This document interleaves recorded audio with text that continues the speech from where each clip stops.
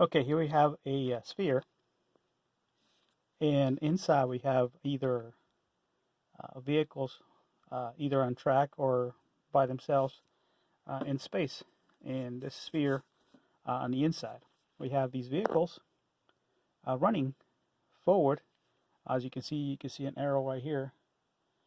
So they're going this way, and let's say they're going 10 miles an hour. Uh, and this is the rotation is going right now at this point.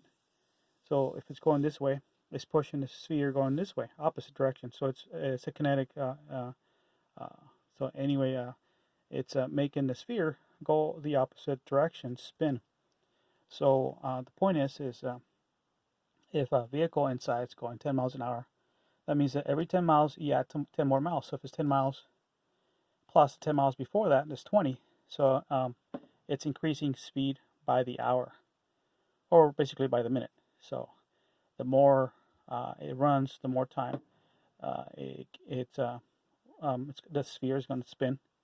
Um, and there's no limit to how fast the sphere can actually spin, as long as the either on track or by itself, the vehicle inside running, it's moving the sphere by kinetic forces on the opposite direction, just like a rocket is propelling gas uh, as mass uh, uh, through the backside. A vehicle, as it goes forward, it's moving mass, or the back of it, either a track system or the sphere itself, is actually considered mass, so it's pushing it through the back in space. It's a kinetic process in space, and it makes it rotate faster and faster and faster without limitations of how fast you want to go. Basically, um, you could do the math. It it could spin uh, incredibly fast. It could have its own rotation. Like I said, the track could be inside or outside for either some sort of vehicle that runs off the track or without a track. In this case, I got one track system going this way, and in the opposite direction, another track. You can have two vehicles in this. So basically, the vehicle can go any direction in the sphere and make it rotate and spin in all different kinds of directions. If it doesn't have a track, if it has a fixed track, then obviously it's going to spin. The point is to make an object, or in this case a sphere, uh, increase in velocity as it spins. In other words, it's spinning extremely fast. Um, and every hour it goes spin faster. Every hour it's faster and faster and faster and faster. Um, so obviously, that's the concept, to make it spin incredible speeds. Who knows how fast it can go? As far as the material, has to be strong enough to uh, resist the pulling effect of centrifugal forces. Anyway, here we have another one. This one's a sphere. Not a sphere. I'm sorry. I apologize. It's a cylinder, and it's the same thing. We have two uh, the track system here, or by itself. It doesn't matter. We've got a vehicle on a track or by itself, and it's rotating. It's making the cylinder on each side spin, and every hour it gets faster and faster and faster and faster and faster until you have so much momentum and speed, rotation in space. Because once you move an object in space, it's going to move because there's nothing stopping it. It's zero gravity, so it's move faster. If you move it at 10 miles, it's going to stay at 10 miles because there's nothing slowing it down as far as the spin rotation. So if you spin this a million times, miles per second, there's nothing slowing it down because there's no friction, there's nothing's going to put a brake on it. It's going to spin because it's zero gravity and it's spin by itself. So if you have this cylinder spinning at so many G's, so many velocities, so many miles per hour, it's going to start spinning, and the faster it spins, the more faster and the heavier it gets. It gets a kinetic velocity here. It's going to make the object faster, and by making it faster, it gains mass. It's called inertia mass. So the inertia mass will increase, making this object heavier and heavier and heavier as far as the mass itself. Uh, so to the point that it's spinning this way and it's getting heavier, now you have a vehicle that can actually roll on top of a time and space fabric. So you have an object that can actually roll on top of it. Maybe it could be used for some sort of transportation, like a warp drive concept. I don't know. I'm just hypothesizing this concept. But you have this vehicle. It could be going 10 miles an hour. It could be going 100 miles an hour inside or outside track, and on both sides, and make it spin faster and faster and faster until it reaches a limitation. But the point is, it could be because of inertia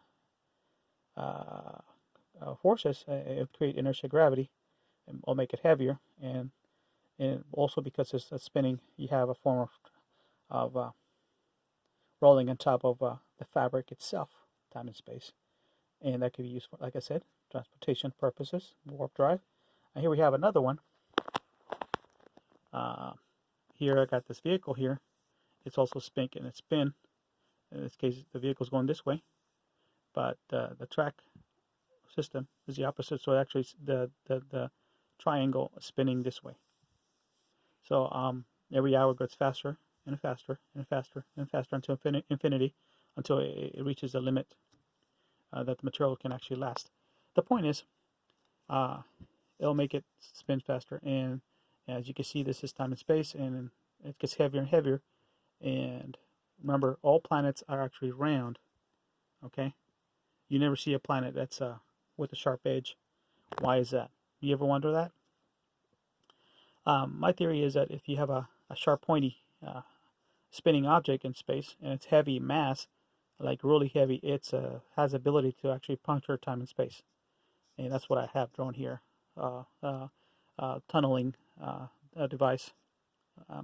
Like over here, this cylinder, aircraft can go in the center and not affected by gravity, but if it goes too close to the edges, it'll get sucked into the side and crushed by the massive gravity of the cylinder spinning. So if it goes inside the middle, centralized in the center, and then zero gravity, but if you go on the sides, and then you get crushed. But forces, the pulling forces are so amazing and strong that it could pull apart anything in there. But anyway, inside the cylinder, we know that time is affected because the cylinder is increasing in mass by the minute or by the hour, and the more mass the object, in this case inertia mass, it affects the time and space to a certain degree. But actually, it's a very complicated issue here. Here, on the other hand, like over here, you got a tunnel. So if you're tunneling in because you have this object spinning at so high velocity, and you have a tunneling system, a tunnel, so an object can go in here, travel, and go through the puncture, time and space. Anyway, that's just a tunneling system. But it could have different shapes for propulsion, tunneling, and concept. Here we have a planet, a normal planet, and here we have a cone-shaped cylinder spinning. And as you can see, it tunnels time and space fabric and goes to the other side. That's the concept right there. So pretty much how to tunnel time and space using a pointy, massive mass object with heavy mass will puncture time and space. And it's a concept. I don't know if it's going to work, but you never know. Well, anyway, that's the concept here.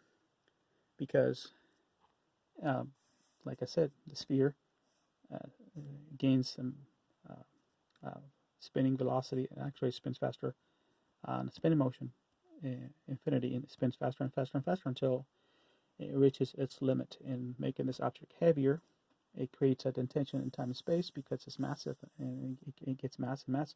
So basically, like I call these, I have put names on these, whether they match into them or not, I don't know.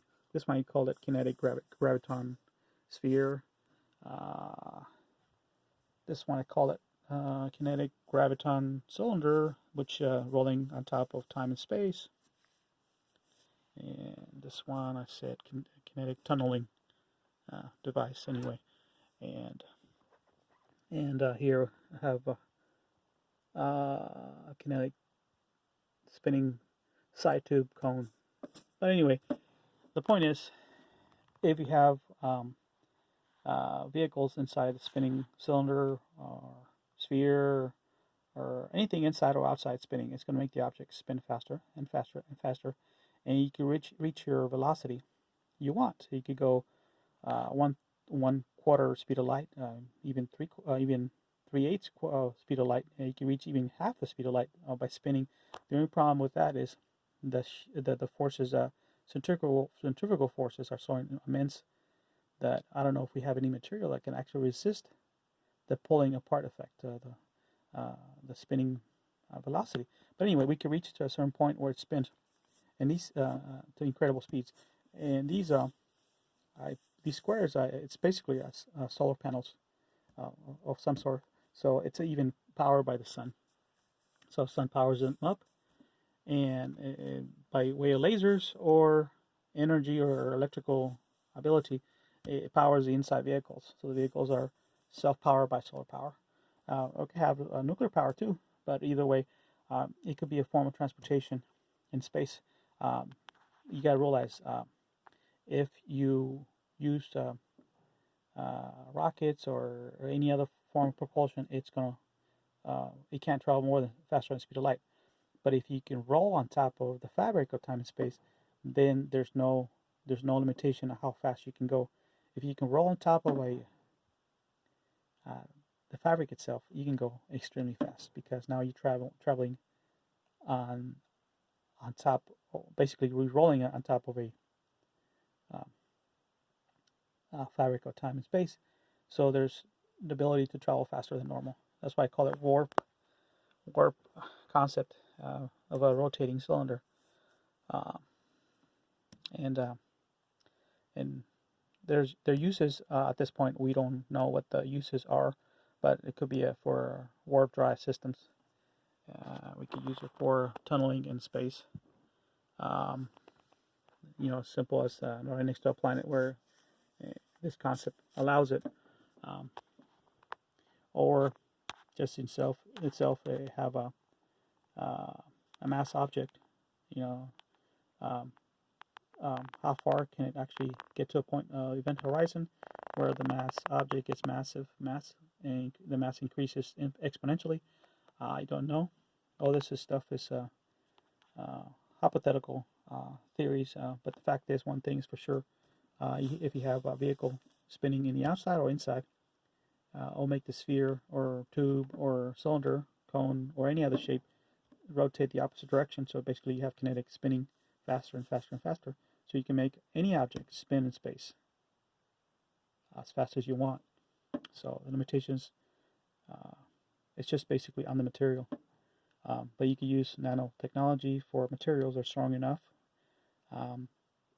We can use forces to counter the shearing pulling effect by building magnets outside the sphere. Let's say if you have another magnet system opposing the other one, so magnetic, let's say, that pushes the other one. In other words, a positive.